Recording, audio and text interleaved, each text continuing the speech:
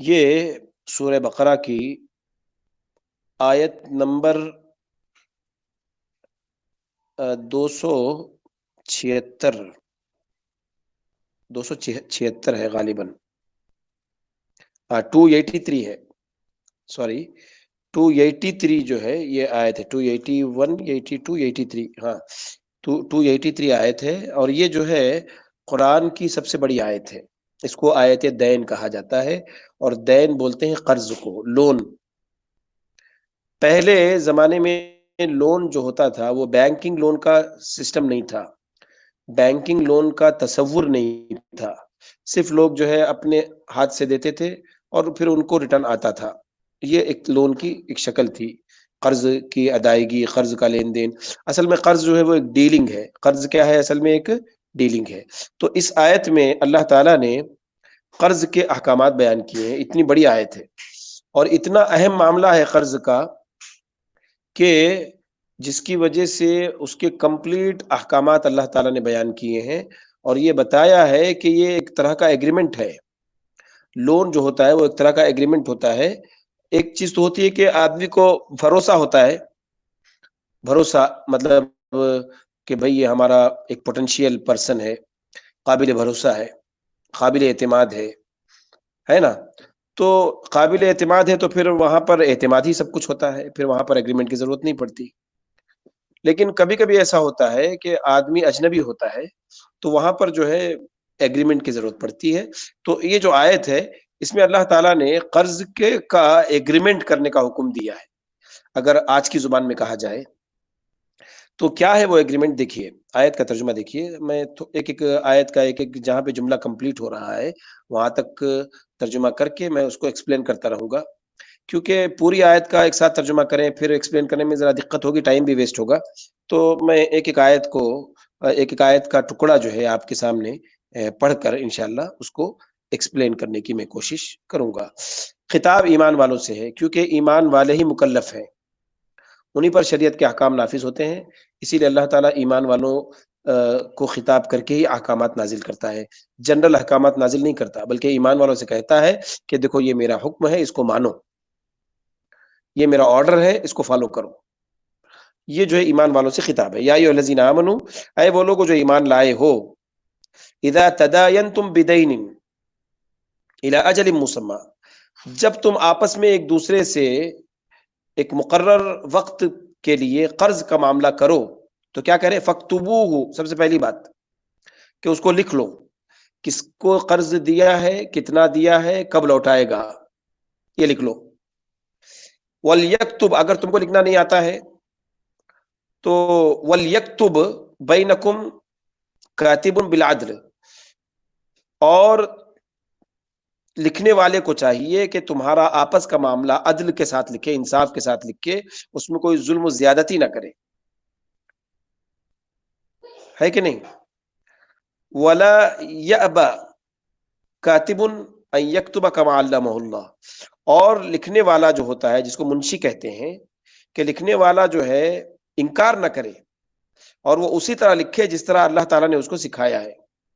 لکھنے والے کو چاہیے، کاتب کو چاہیے کہ لکھنے سے انکار نہ کرے، وَلَا يَأْبَ كَاتِبٌ أَن يَكْتُبَ كَمَا عَلَّمَهُ اللَّهُ، تو جیسا اللہ نے سکھایا ہے ویسا لکھے۔ اس کے بعد اللہ تعالیٰ فرماتا ہے فَلْيَكْتُبْ، کاتب کو، منشی کو، کلرک کو لکھنا چاہیے، وَلْيُمْلِلِ الَّذِي عَلَيْهِ الْحَقُّ، اور باقاعدہ جس کا حق ہے، جس کے ذمہ حق ہو اسے بھی لکھ دینا چاہیے، بس اسے بھی لکھ دینا چاہیے جس کے ذمہ حق ہو، وہ لکھوائے اور اپنے اللہ سے ڈرتا رہے، وَلْيَتَّقِ اللَّهَ رَبَّهُ۔ تو دیکھیے اس میں کیا ہے، اتنا جو ہم نے پڑھا ہے اس میں یہ بتایا گیا ہے کہ سودی جو نظام ہے اس کو اسلام ختم کرتا ہے، ختم کرنا چاہتا ہے، اور صدقات و خیرات کی جو ہے کو امپلیمنٹ کرنا چاہتا ہے کہ ہر بندے کے اندر یہ جذبہ ہونا چاہیے کہ وہ اللہ کے راستے میں دے۔ اور پھر ایسے معاشرے میں قرضوں کی ضرورت پڑتی ہے کہ جہاں پر سودی لین دین نہ ہو وہاں پر قرضوں کی ضرورت پڑتی ہے، کیونکہ سود تو ویسے ہی حرام ہے، اور ہر شخص جو ہے صدقہ و خیرات کر نہیں سکتا، ہر آدمی کر نہیں سکتا نا، اس طرح ہر شخص صدقہ لینا پسند بھی نہیں کرتا، ابھی جیسے سمجھ لیجیے کہ ایک آدمی صدقہ دینا چاہتا ہے، لینے والا نہیں ہے، یا لینے والے بہت ہے، دینے والا نہیں ہے، تو اس طرح کی سچویشن ہوتی ہے. تو اپنی ضروریات اور حاجات کو پوری کرنے کے لیے قرض لینا ہی پڑ جاتا ہے. یہ ایک عام ضرورت ہے. قرض کیا ہوتی ہے؟ ایک عام ضرورت ہے. اسی لیے احادیث میں قرض دینے کا بڑا ثواب بیان کیا گیا ہے کہ جو آدمی کسی کی مصیبت کے وقت اس کی ضرورت پوری کرے گا، اس کو قرض دے گا، تو وہ جو ہے بہت ہی بڑے اجر کا جو ہے حقدار ہوگا آخرت میں. لیکن قرض جو ہے وہ ایک ناگزیر ضرورت ضرور ہے، لیکن اس سے محبتیں ختم ہو جاتی ہیں. قرض لین دین سے کیا ہوتا ہے، اگر لین ہے، دین نہیں ہے، تو رشتے خراب ہوتے ہیں، تعلقات خراب ہوتے ہیں. تو دونوں چیز ہونی چاہیے، لین بھی ہونا چاہیے، لین کے ساتھ دین بھی ہونا چاہیے، دینا بھی چاہیے. اگر قرض کے معاملے میں بے احتیاطی برتی جائے یا تساہل، سستی کری جائے، جھگڑوں، تو اس سے جھگڑے بنتے ہیں. اسی لیے اس آیت میں جسے آیت الدین کہا جاتا ہے، قرآن میں آیت الدین اس کو کہا جاتا ہے، اور یہ قرآن کی سب سے لمبی سورت ہے، لانگسٹ آیت، سب سے لمبی آیت ہے. اور اس میں اللہ تعالیٰ نے قرض کے حوالے سے بہت ساری رہنمائی کی ہے، گائیڈ لائنز دیے ہیں، تاکہ یہ ضرورت لڑائی اور جھگڑے کا سبب نہ بنے. اس لیے کہا ایگریمنٹ کر لو. اس لیے کیا کہا؟ ایگریمنٹ کر لو. اس لیے حکم یہ دیا گیا کہ مدت کا تعین کر لو. مثال کے طور پر میں آپ کو 1000 روپے دیتا ہوں، تو اس میں مدت ہمکاری مقرر ہونی چاہیے کہ میں یہ آپ کو رمضان کے بعد یا جو ہے 2 مہینے کے بعد یا 3 مہینے کے بعد جو ہے لوٹاؤں گا. یہ مدت مقرر کر لو. اور دوسرا یہ کہ اسے لکھ لو. لکھنا بھی ہونا چاہیے کہ بھئی اتنا ہم نے قرض دیا ہے، اتنا لیا ہے، لکھنا بھی چاہیے. اور تیسرا یہ کہ اس پر مسلمان مرد، 2 مسلمان مرد کو گواہ بنا لو. اور اگر 2 مسلمان مرد نہیں تو 1 مرد اور 2 عورتوں کو گواہ بناؤ، کیونکہ دو عورتوں کی گواہی 1 مرد کی گواہی کے برابر ہے. تو اس کے بعد یہ کہا گیا ہے کہ تو اللہ تعالیٰ فرما رہا ہے کہ جس پر ہم کو، جس کی دینداری پر، جس کی انصاف پر ہم کو اطمینان ہے، ہم اس کو ہی گواہ بنائیں گے. ذالکم اقسط عند اللہ، یہ بات اللہ کے نزدیک سب سے زیادہ جو ہے انصاف کے قابل ہے. وہ اقوام للشہادہ، اور شہادت دینے والے کے لیے بھی سب سے زیادہ درست بات یہ ہے کہ وہ دیندار ہو اور جس کے انصاف پر، عدل و انصاف پر ہم کو بھروسہ ہو. قرآن کریم کی آیت سے یہ معلوم ہوتا ہے کہ 2 عورتوں کی گواہی 1 مرد کے برابر ہے. نیز مرد کے بغیر صرف اکیلی عورت کی گواہی جائز نہیں ہے، سوائے ان معاملات کے جن پر عورت کے علاوہ کوئی اور مطلع نہیں کر سکتا. تو اس میں اختلاف ہے کہ مدعی کی ایک قسم کے ساتھ 2 عورتوں کی گواہی پر فیصلہ کرنا جائز ہے یا نہیں، یہ ایک الگ مسئلہ ہے. لیکن یہاں پر یہ بتایا گیا ہے کہ اگر 1 مرد ہے اور تو 2 عورتوں کو بھی ساتھ میں لے لینا چاہیے، کیونکہ 2 عورتوں کی گواہی 1 مرد کی گواہی کے برابر ہے. اور اس کی علت بیان کی گئی ہے کہ عورت جو ہے عقل اور یادداشت میں مرد کے مقابلے میں کمزور ہوتی ہے. جیسا کہ صحیح مسلم میں عورت کو ناقص العقل، صحیح مسلم کی حدیث میں عورت کو ناقص العقل کہا گیا ہے. اس میں عورت کو کمتر بتانا اور مرد کو بہتر بتانا یہ مقصد نہیں ہے. بعض لوگ ایسا بولتے ہیں کہ ہم بہتر ہیں، عورتیں کمتر ہیں. ایسا نہیں ہے، بلکہ یہ ایک فطری کمزوری ہے، ایک نیچرل ویکنس ہے، جس کی وجہ سے اللہ تعالیٰ نے یہ بتایا ہے کہ عورتوں کی گواہی کو 2 عورتوں کی گواہی 1 عورت کی گواہی کے برابر ہوگی. تو یہ قرآن کہتا ہے، ہم لوگ نہیں کہتے. یہ قرآن کی بات ہے، حدیث کی بات ہے. تو اس لیے جو ہے عورتوں کی گواہی میں جو ہے ہم کو یہ دیکھنا چاہیے کہ 2 عورتیں 1 مرد کے گواہی کے برابر ہوں گی. تو یہ کہا گیا ہے قرآن میں. لیکن یہ ضرور کہا گیا ہے کہ گواہ جو ہے تم ضرور رکھ لو. اور 2 گواہ کا مطلب یہ ہوتا ہے کہ وَأَدْنَا أَلَّا تَرْتَابُوا إِلَّا أَن تَكُونَ تِجَارَةً حَاضِرَةً تُدِيرُونَهَا بَيْنَكُمْ فَلَيْسَ عَلَيْكُمْ جُنَاحٌ أَلَّا تَكْتُبُوهَا. اور یہاں پر یہ کہا گیا ہے کہ اگر ایک آدمی بھول جائے تو دوسرا یاد دلا دے. یہ کہا گیا ہے نا ان تزل احداهما فتذکر احداهما الاخرى. یہ کہا گیا ہے کہ اگر ایک بھول جائے، اگر ایک سے بھول چک ہو جائے تو دوسرا یاد دلا دے. تو اسی لیے 2 گواہوں کو جو ہے مقرر کرنے کا حکم دیا گیا ہے. اور گواہوں کو چاہیے کہ جب بھی وہ بلائے جائیں ولا یب الشہداء اذا ما دعوا، اور گواہوں کو جب بھی بلایا جائے تو ان کو انکار نہیں کرنا چاہیے. ولا تسأموا ان تكتبوه صغیرا او کبیرا الی اجلہ، اور یہ کہا گیا ہے کہ جب بھی گواہوں کو بلایا جائے وہ انکار نہ کرے، اور قرض کو جس کی مدت مقرر ہے، چاہے چھوٹی مدت ہو چاہے بڑی ہو، لکھنے میں کاہلی نہ کرو. جتنی بھی مدت ہے، 10 دن 12 دن، 1 مہینہ 1 سال، جو بھی مدت ہے اس کو لکھ لیا کرو. اللہ تعالیٰ کے نزدیک یہ بہت انصاف والی بات ہے، اور گواہی کو درست رکھنے والی اور شک و شبے سے بچانے والی چیز ہے. تو اسی لیے یہ بتایا گیا ہے کہ قرض کا جو معاملہ ہے وہ لکھنا چاہیے، اور یہ لکھنے کا فائدہ یہ بتایا گیا ہے. اور یہ بتایا گیا ہے کہ لکھنے سے انصاف کے تقاضے پورے ہوتے ہیں، گواہی بھی درست رہے گی، گواہ کے فوت ہو جانے یا غائب ہونے کی شکل میں تحریر کام آئے گی، جو لکھا ہوا ہے، جو ایگریمنٹ ہے وہی کام آئے گا، اور شک و شبہ جو ہے باقی نہیں رہے گا. کیونکہ شک اگر ہو رہا ہے تو تحریر کو دیکھ کر، جو لکھا ہوا ہے وہ دیکھ کر شک دور کیا جا سکتا ہے. تو یہ بات اس آیت میں بتائی گئی ہے.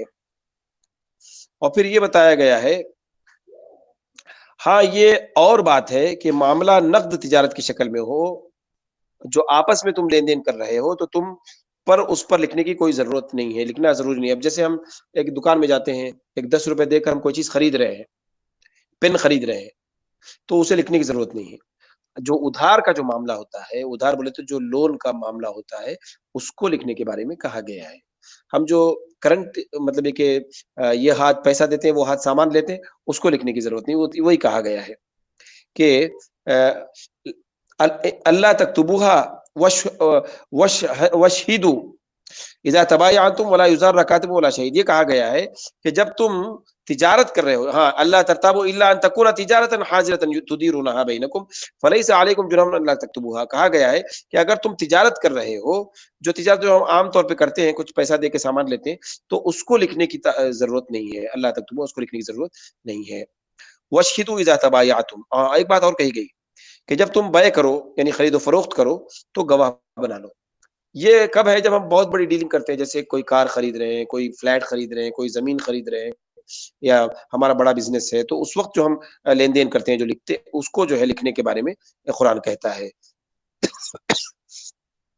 ولا یضار کاتب ولا شہید، یعنی معاملہ جو ہے یہ کہا جا رہا ہے کہ خرید و فروخت کے وقت بھی گواہ مقرر کر لیا کرو. یہ وہ خرید و فروخت ہے جس میں ادھار یا سودا طے ہونے جانے کے بعد انحراف کا خطرہ ہو.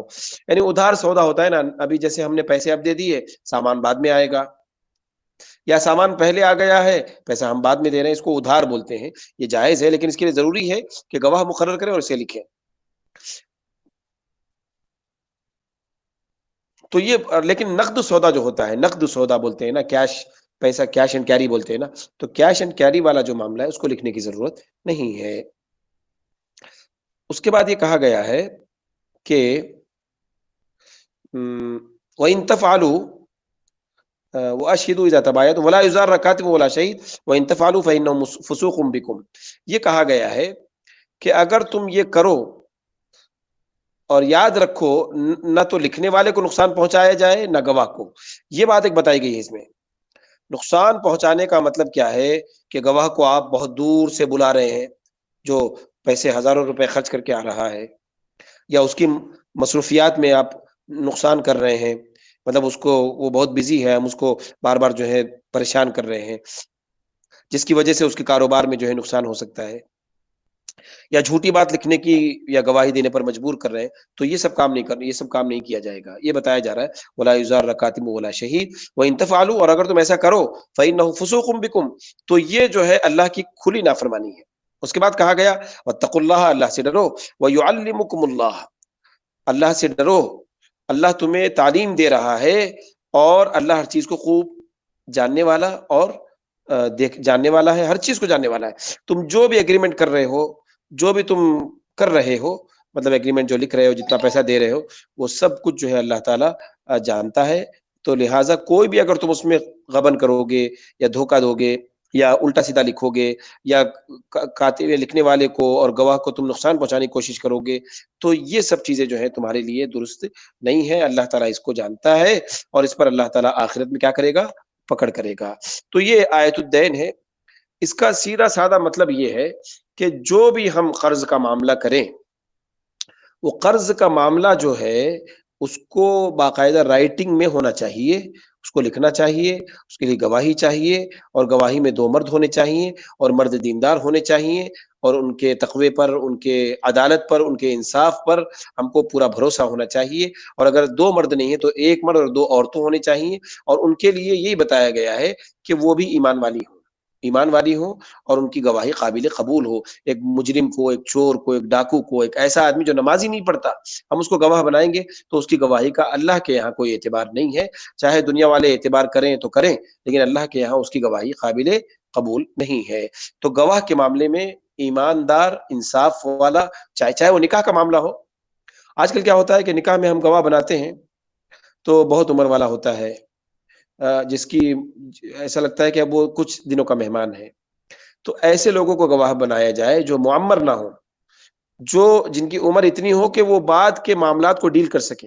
اب یہ طلاق کا معاملہ آتا ہے، خلا کا معاملہ آتا ہے، تو گواہوں کی ضرورت پڑتی ہے۔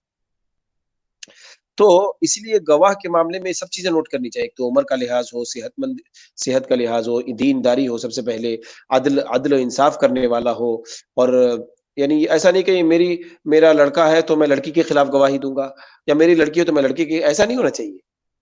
اللہ کا تقوی ہونا چاہیے کہ اگر میرے لڑکے نے غلطی کی ہے تو میں لڑکی کی طرفداری کروں گا، اور اگر میری لڑکی نے غلطی کی ہے تو میں لڑکے کی طرفداری کروں گا۔ یہ انصاف ہے۔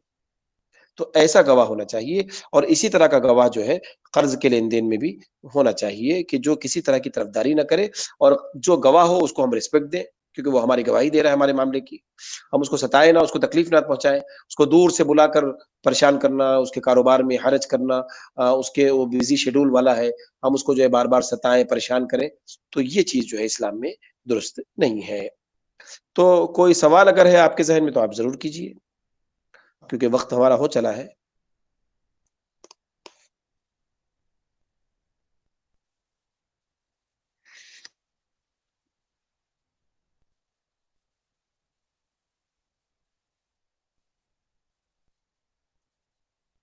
تو میرے خیال سے کوئی سوال نہیں ہے۔